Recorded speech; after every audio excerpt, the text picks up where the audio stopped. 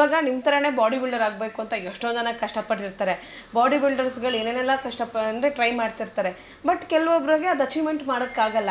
ಅವ್ರಿಗೆ ನೀವು ಒಂದು ಮಾರ್ಗದರ್ಶನದಲ್ಲಿ ಹೇಳೋದಾದರೆ ಏನು ಹೇಳ್ತೀರಾ? ಅವರು ಯಾವ ರೀತಿಯಾಗಿ ಏನು ಎಕ್ಸಸೈಸ್ಗಳನ್ನ ಮಾಡಬೇಕು, ಯಾವ ರೀತಿಯಾಗಿ ಸ್ಟ್ರಿಕ್ಟಾಗಿರಬೇಕು, ಅವ್ರ ಗೋಲನ್ನು ಹೇಗೆ ಫಾಲೋ ಮಾಡಬೇಕು ಅಂತ? ನಾನು ಹೇಳೋದು ಒಂದೇ, ಈಗ ಬರ್ತಕ್ಕಂಥ ಯುವಕರು ಈಗ ಎಲ್ಲರೂ ಈಗ ಸೋಷಿಯಲ್ ಮೀಡಿಯಾ ಬೆಳೆದಿರೋದ್ರಿಂದ, ವಾಟ್ಸಪ್ಪು ಯೂಟ್ಯೂಬು ಎಲ್ಲ ಬಂದಿರೋದ್ರಿಂದ ಭಾಳ ಜನಗಳು ಯಾರ ಕೈಲೆಲ್ಲ ಮೊಬೈಲ್ ಇದಾವೆ ಎಲ್ರಿಗೂ ಅವರೇನೆ ಮಾಸ್ಟರ್ಗಳಾಗಿ ಹೋಗ್ಬಿಟ್ಟಿದ್ದಾರೆ. ಏನಾದರೂ ಒಂದು ಜೀವನದಲ್ಲಿ ಸಾಧನೆ ಮಾಡಬೇಕಂದ್ರೆ ಎಲ್ಲ ಅವರೇ ಸಾಧನೆ ಮಾಡಬೇಕಂದ್ರೆ ಮಾಸ್ಟರ್ಗಳಾಗಿರೋದು. ನಾನು ಹೇಳೋದೇನೆಂದರೆ ಅವರು ಎಲ್ಲದಕ್ಕಿಂತ ಮಿಗಿಲಾಗಿ ನೀವು ನಿಮ್ಮ ಗುರಿಯರಿಗೆ ಫಸ್ಟ್ ಗೌರವ ಕೊಡೋದನ್ನ ಕಲಿಬೇಕು. ನೀವು ಎಲ್ಲೇ ಇದ್ರೂ ಕೂಡ ನೀವು ಏನಾದರೂ ಮಾಡ್ತೀರಿ ಅಂತಂದರೆ ವ್ಯಕ್ತಿಗಳಿಗೆ ಬೆಲೆ ಕೊಡಬೇಕು. ಮತ್ತು ಅಲ್ಲಿ ಯಾರು ಅವರಿಗೆ ಮಾರ್ಗದರ್ಶನ ಕೊಡ್ತಾರೋ, ತರಬೇತುದಾರಿದಾರೋ, ತಂದೆ ತಾಯಿಂದಿರಿದಾರೋ, ಅವ್ರು ಹೇಳಿದ್ದನ್ನ ಮಾತನ್ನು ಕೇಳಬೇಕು.